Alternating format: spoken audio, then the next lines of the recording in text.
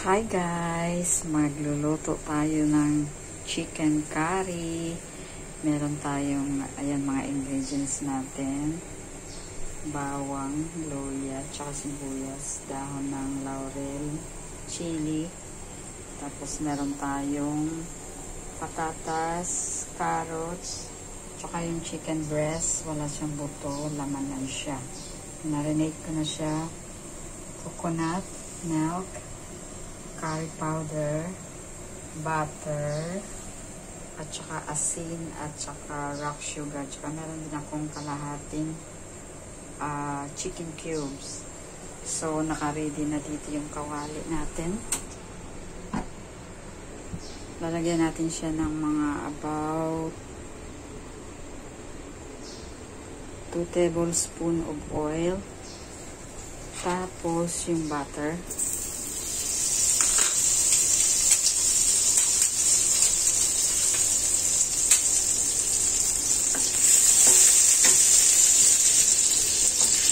Kaya siya may butter guys at may oil para yung lasa niya masarap. Lasang malasa. So ilalagay na natin yung onions muna.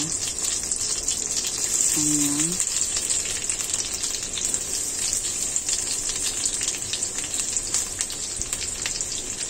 Hindi natin uunahin yung bawang kasi masunog ka agad.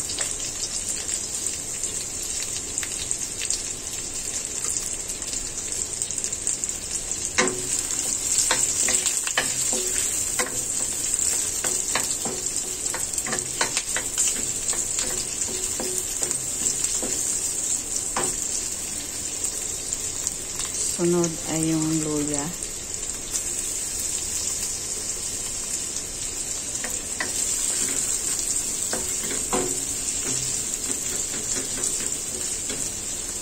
Lalagyan din natin siya ng black paper or white paper. Pero ang gamit ko white paper kasi ayaw nila ng black.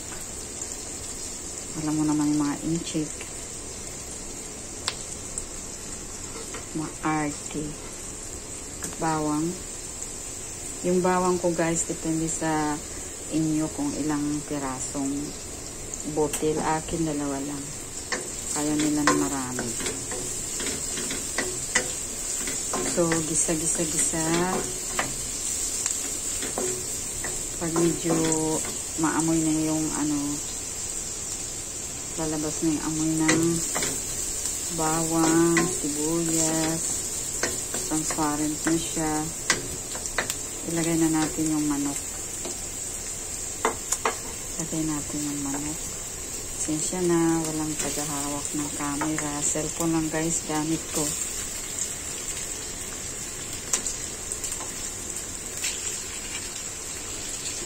Gisa ulit.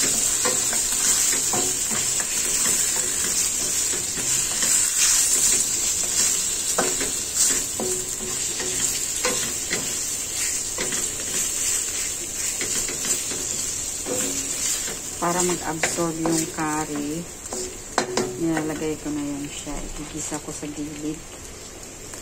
Yan. Igigisa natin sa gilid yung curry.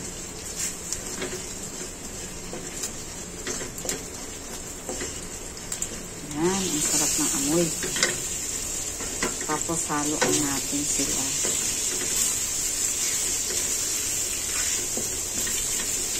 Dahil yung manok, madali lang naman maluto to. Pag nahalo na natin, ilalagay na rin natin yung patatas. Depende sa nyo guys kung anong isasahog nyo kasi manok na skinless siya, kaya ay skinless saka walang bone. Kaya ihahalo ko na yung patatas.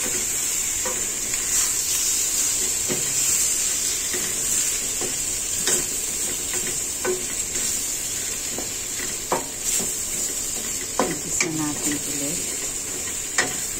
Ang bango. Tapos ilalagay na natin yung mga asin, chicken cube, rock sugar para matunaw. Alam niyo guys, kaya meron siyang rock sugar. para yung curry kasi di ba may coconut oil siya. coconut cream. Para hindi siya mapanis, lalagyan na natin siya ng tubig. Tapos ibuboil natin siya hanggang sa maluto. Yan. Tapos ilalagay din natin yung laurel, dahon ng laurel. Yan.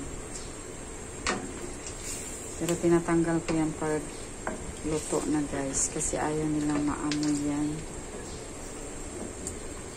Chinese kasi yung nilulutuan ko dito. Mga anak ni Lolo. Si Lolo wala na.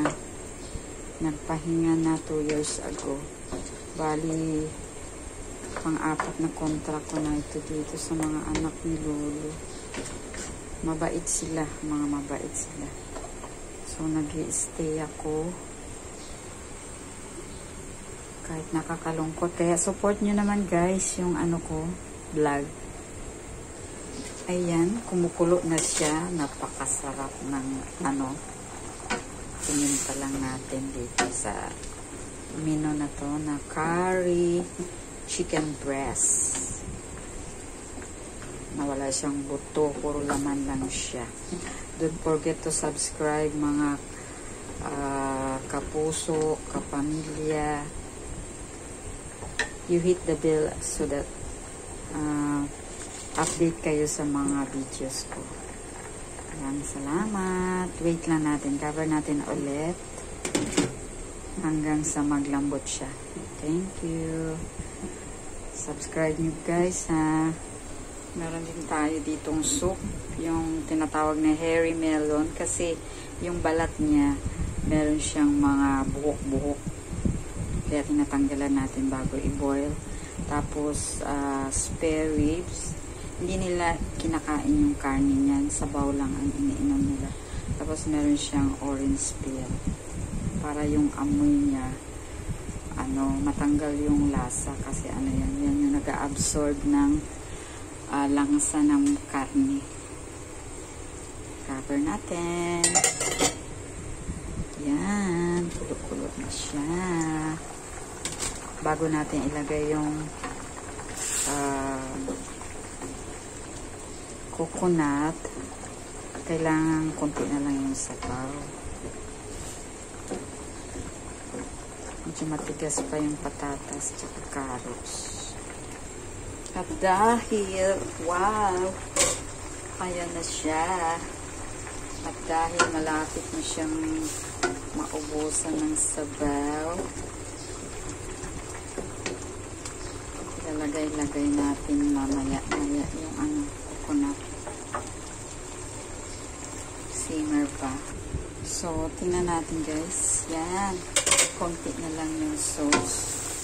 Lalagay na natin yung coconut milk. Bali half lang siya sa maliit na lata.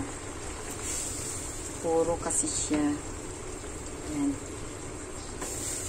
Masarap.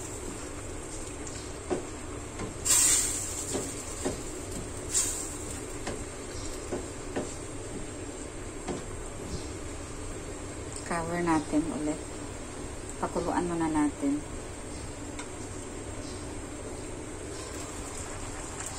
Lagay ko na pala yung sili. Dalawa lang. Kasi sobrang anghang naman pag marami.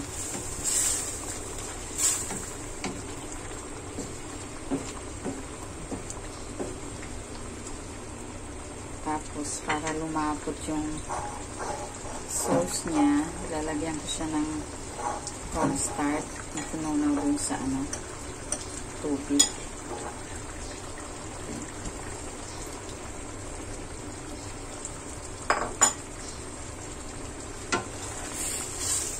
Yan na. Ang bango. Ang bango ng coconut.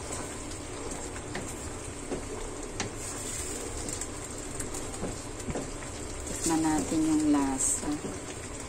Kayo na mag-adjust ng lasa ha, kasi depende sa inyo yun guys kung panglasa nyo ay maalat or katamtaman lang. Kayo na mag-adjust. Perfect. Yan guys. Marami pa akong putahing lulutuin kasi every meal nila 4 na putahe. Minsan 6. Pang 5 kasama yung sabaw. O, patay na natin. Ayan guys, mainit-init pa. Kain na tayo. Please don't forget to subscribe. Thank you so much. And hit the notification bell. Tapos, paki-like nyo na rin guys yung video ko. Salamat. Ingat tayong lahat. God bless.